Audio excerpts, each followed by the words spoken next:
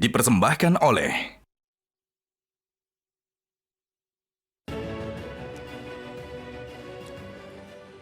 Timbul lagi di Hot Room, Pak Saur Siagian, pengacara dan juga pengamat kasus korupsi. Iya. Dalam sejarah kasus korupsi di penyidikan, ada nggak yang tidak ditahan? Dan yang kedua, apakah Pak Firly bakal segera ditahan? Kalau menurut saya, kalau Bang Hotman tadi memulai statement ini yang paling tragis di KPK. Ya. Tesis saya mengatakan tidak ada kasus yang paling serius. Jangan saja di Republik ini, di semua jagat raya tentang apa yang dilakukan si Firly. Pertama, Ya. coba bayangkan Firly kemudian diangkat menjadi ketua KPK untuk memberantas korupsi. Ya. Tetapi dia melakukan korupsi. Kedua, Bang Hotman, fungsi daripada KPK adalah supervisi kepada para penegak hukum, apakah itu jaksa dan polisi. Ya. Sekarang begini, masih punya moral nggak kita untuk mengatakan orang tidak korupsi sementara ketua KPK yang meminta kemudian korupsi melakukan korupsi? Menurut saya seperti Republik ini hancur lebur. Tidak ada menurut saya kejahatan seserius yang dilakukan oleh Firly Bahuri. Katakanlah begini, kalau kita lihat polisi yang tadinya mengawasi polisi supaya baik, kemudian mengawasi jaksa supaya baik karena memang itulah dasarnya KPK berdiri, tiba-tiba runtuh dilakukan oleh Firly Bahuri. Ya. Makanya saya nggak heran kalau Bang Hotman mengatakan 2 bulan mensupervisi, 4 tahun saya teriak-teriak, termasuk ini kepada Pansel. Saya pernah marah sekali kepada saudara Hendardi. Bang Hendardi, saya memegang 1000 Yudi dan kawan-kawan yang keberatan supaya Firly Bahuri kemudian dicalonkan, tetapi Pansel kemudian menerima. Artinya ada upaya yang sistematis kemudian mau meruntuhkan KPK. Jadi Firly bukan bermain sendiri. Menurut saya terlepas dia memain sendiri menurut saya, tetapi secara normatif pemerintah juga harus bertanggung jawab karena mereka membuat Pansel. Dengar-dengar hari Jumat ini, Iya. Firly dipanggil oleh Polda. Betul. Apakah dia mencontoh KPK hari Jumat itu adalah hari penahanan? Jumat Keramat. Jumat Keramat. Kalau menurut saya tidak kalau soal hari, tetapi karakter kejahatannya dan gimmick atau kelicikan daripada saudara Firly akan menggunakan semua momentum.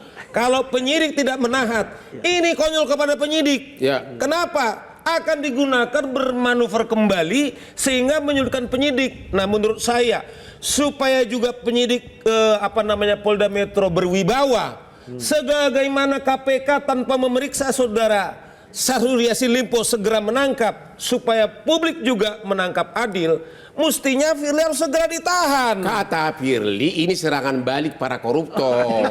Yang mana yang benar? Lu marah-marah melulu. Nah, kalau menurut saya, inilah menurut saya kedagelan daripada saudara Firly tidak pernah mengacak. Saya bilang bahwa tuduhan-tuduhan dia kepada bukan saja kemudian penyidik dan juga mungkin kepada kita, bahwa kejahatan yang dilakukan ini sudah sangat sempurna. Inilah cara-cara yang dilakukan oleh saudara Firly, bahkan menggunakan apapun untuk mencoba selamatkan. Tetapi ingat, ini pertaruhan hukum. Ya. Saya yakin penyidik Kapolda sudah memeriksa 90 orang, saksi 9 orang termasuk yang botak sana. Ya. Iya toh? Juga adalah saksi-saksi, bukti-bukti, saya kira tidak bisa lari. Ini pertaruhan hukum dan politik. Ya. Setuju? Oke. Pak Asmi Saputra, Orang hukum nih. sesudah penyidikan kan nanti dilimpahkan ke kejaksaan. Dua-duanya punya bos yang berbeda. Betul. Ya, Kapolri mungkin punya bos yang berbeda, Jaksa Agung punya bos yang berbeda. Prediksi Anda di kejaksaan gimana? Bakal situasi politik gimana? Tampaknya akan ada sambutan benang merah di kejaksaan karena itu Maksudnya? karena peristiwa ini peristiwa yang luar biasa. Ya. Pasti akan mengedepankan kualitas penegakan hukum yang baik. Jadi Anda yakin Kejaksaan Agung tidak akan berpihak Ya, kepada saya Firly? yakin Pak Kejaksaan Agung kali ini akan tegas lurus, mengingat ini menjadi perhatian publik, apalagi Walaupun bahwa pimpinan Kejaksaan Agung itu dekat sama partai tertentu. tidak ada kaitannya karena konstelasi saat ini sudah berbeda. Oke. Pada waktu Pak Firly ditetapkan tersangka begini, berarti ada satu momentum arah bendera yang tegas untuk melaksanakan penegakan hukum. Oke. Mengenai pra-peradilan, ada harapan nggak bagi Firly menang?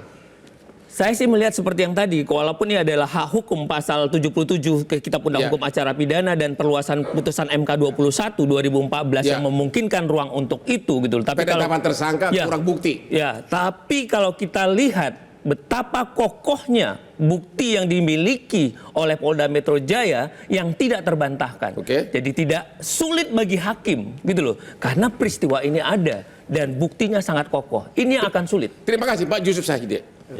Menurut Anda hanya Firly yang tanggung jawab? Tadi dari Pak Yudi mengatakan, dari Pak Saud juga mengatakan harusnya ada kemungkinan keterlibatan anggota KPK yang lain.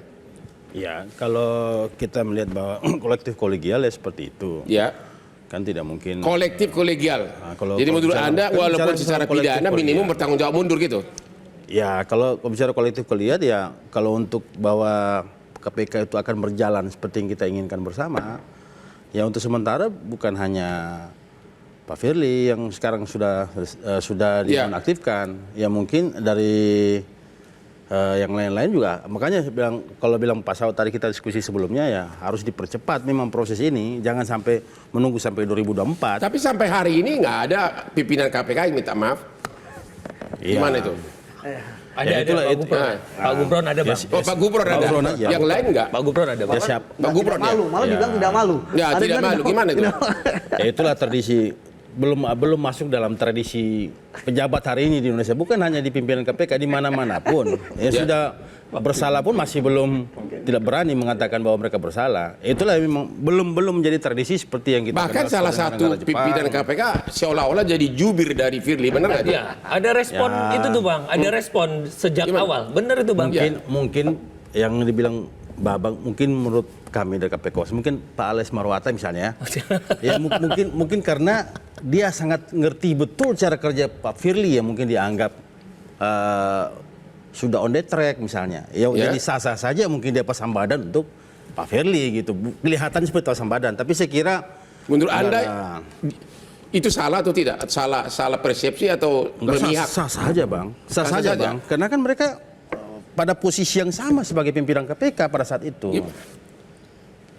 Sah-sah saja gitu bahwa dia sama persepsi atau sama penyampaian dengan apa yang dikatakan Pak Firly gitu. Tapi sekarang ini KPK paling susah diundang ke TV. Jubir-jubirnya pun pada nggak mau, nggak akan seperti dulu. Apa yang buat itu? KPK sangat tertutup sekarang ini. Sebagai KPK Watch. Ya mungkin karena transisi ya. Posisi kayak begini ini kan serba salah. Ya. Karena kelihatan baru kali ini memang KPK ini kurang dukungan memang. Oke, Saud. Baru kali ini. Kenapa sekarang, kalau dulu KPK itu gampang diundang, jubirnya tiap hari ada di TV kan? Iya. Kalau sekarang total sudah KPK nggak silent. Kenapa itu? Ya kan untuk Indonesia kan yang nggak bisa dihilangkan itu apa yang disebutnya konflik kepentingan. Ya, Ketika konflik kepentingan, syarat-syarat pemberantasan korupsi yang disebut sebagai transparan, akuntabel dan bebas dari konflik of interest itu akan hilang. Nah orang itu silent itu kan macam-macam. Perlu menata kata, mungkin dia mengetahui tapi nggak boleh menyampaikan ke publik. Padahal sebenarnya pemberantasan korupsi yang benar itu syaratnya itu transparan. Ketika menurut Anda tidak kenapa KPK itu terlalu bungkap, jubirnya pernah bicara karena apa? Jangan terlalu andai-andai. Menurut Anda apa? konflik of interest. Artinya bahwa menutupi sesuatu Dia punya kebusukan. kepentingan, iya. Punya kepentingan. Jadi ini yang kita sebut sebagai orang akhirnya kan curiga. Akhirnya trust-nya menjadi lebih rendah. Dan di ujung-ujungnya itu ternyata terbukti semuanya konflik of interest. Ya. Di awal kan kita kelihatan, oh ini mungkin karena hati-hati ngomong. Tapi ketika berjalan setahun, 2 tahun, 3 tahun, yang muncul sepanjang tahun itu konflik selalu. Mulai dari tahun pertama mereka di sana sampai hari ini. Sekian banyak persoalan. Dan itu kan yang harus Dan dilindungi. Dewas sepertinya tidak berperan ya. Dewan Pengawas. Dewas KPK. itu bahkan pernah memahami nilai apa yang mereka harus sanjung. Yang mereka harus sanjung itu adalah integriti, sinergi, kepemimpinan, profesionalisme dan keadilan. Itu dihapus semua. Jadi- Adil seperti ini, sinergi seperti ini, profesional seperti ini.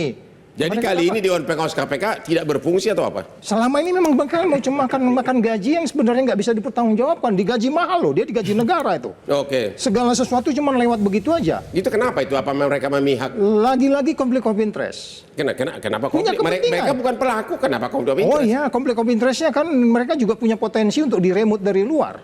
Oke. Kalau kita bicara latar belakang mereka inilah orang-orang yang punya logika, argumentasi, dan nalar hukum yang tinggi.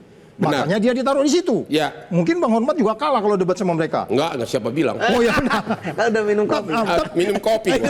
tapi kan logikanya gimana? Benar, itu semua senior semua, apalagi itu teman kita yang ibu itu mantan hakim senior. Iya, tapi kan- itu sobat saya itu. Tapi untuk memutuskan dia melihat sebuah foto di media saja mereka nggak bisa. Kalau dia menggunakan imajinasinya melihat foto di media itu saja dia harus panggil Firly.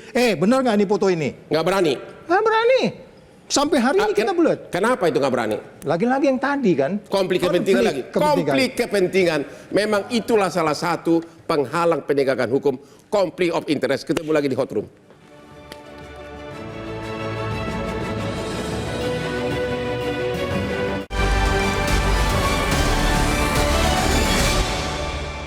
Jelajahi cara baru mendapatkan informasi. Download Metro TV Extend sekarang.